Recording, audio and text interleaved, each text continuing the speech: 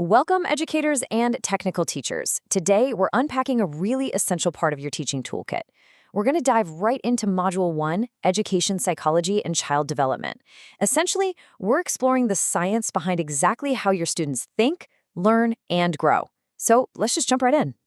Think about that one really challenging student for a second. You know the one. Why are they always acting out?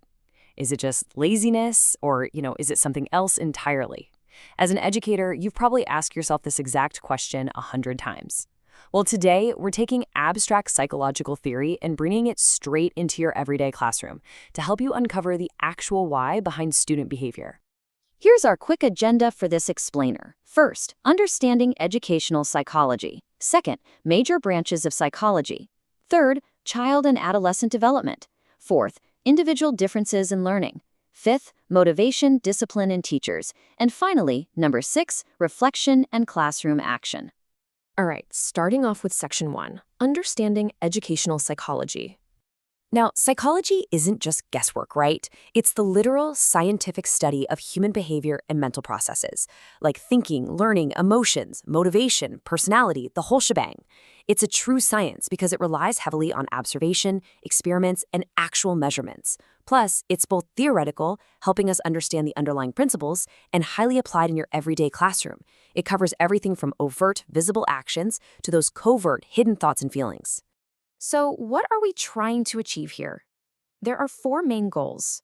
First up, we need to accurately describe the behavior, basically what is happening. Second, we explain the underlying mechanisms, like why is it happening. Third, we actually try to predict future behavior based on past patterns and solid research. And fourth, we use all this knowledge to positively influence and improve the student's mental health and overall well-being. It's a real game changer when you put it into practice. Moving right along to Section 2, Major Branches of Psychology.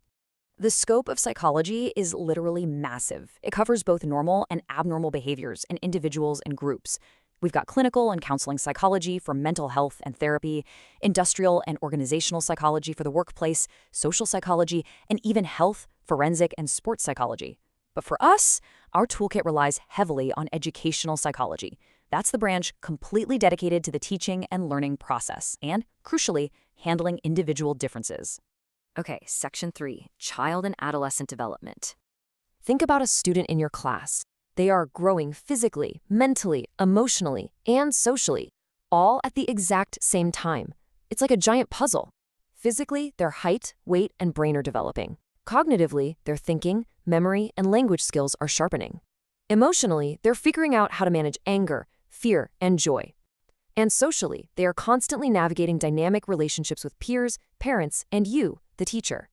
So, you have to plan lessons that hit the mark on their age, abilities, and interests across all 4 of these pillars. Which brings us to Section 4, Individual Differences and Learning. We all know this fundamental classroom reality. Absolutely no 2 learners are exactly alike. Not all students learn at the same speed. You're going to have some slower learners who just need a bit more time, and some really fast learners who might honestly get totally bored if you don't challenge them.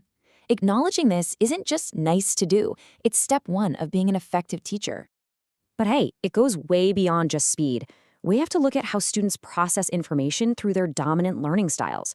Visual learners, they thrive on seeing things like diagrams. Auditory learners absorb information best by hearing it, like in lectures. And kinesthetic learners, well, they need to get their hands dirty. They learn by doing, through hands-on physical activity. It's totally on us to spot these differences and adjust our teaching methods to match. Let's transition to Section 5, Motivation, Discipline, and Teachers. So, how do we actually push a student to want to learn? Well, motivation is that invisible engine that drives a student forward. Sure, traditional marks are part of it, but honestly, they aren't the most effective tool in the long run. Leveraging sincere praise, sparking natural curiosity, creating a success experience so they build confidence, and just showing genuine appreciation, these things create a way healthier and way more sustainable desire to learn. And, when things inevitably go wrong, we need to look at traditional punishment versus positive discipline. Traditional punishment is completely reactive and based on fear. Positive discipline, on the other hand, is proactive. It's all about establishing clear class rules, setting predictable routines, and consistently offering positive feedback. do this, and you create a secure environment where misbehavior is literally just less likely to happen in the first place. This brings us to a massive takeaway. Your aim should be self-discipline, not fear discipline. Think about it. If a student behaves only because they're terrified of getting in trouble, they haven't actually learned how to regulate themselves. The ultimate goal, the whole point of educational psychology in the classroom, is to empower students to make good choices because they want to, not because they're scared. Finally, we arrive at Section 6, Reflection and Classroom Action. Reflection is an absolutely critical tool for your own ongoing development as a teacher. It simply means thinking deeply about what you've learned or experienced. By paying attention to how your own mental processes and behaviors affect both you and your students, you build a sturdy bridge between educational theory and real-life classroom practice. It dramatically improves your self-awareness and even your own study skills.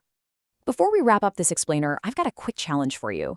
Can you observe your own behavior or emotions for just 5 to 10 minutes today and jot down some notes? Just a quick self-observation exercise. Or maybe join a small group discussion with your peers about topics like memory or stress and share some real-life examples. Take that very first step today as an observant, psychologically aware educator. Thanks so much for tuning in, and keep learning.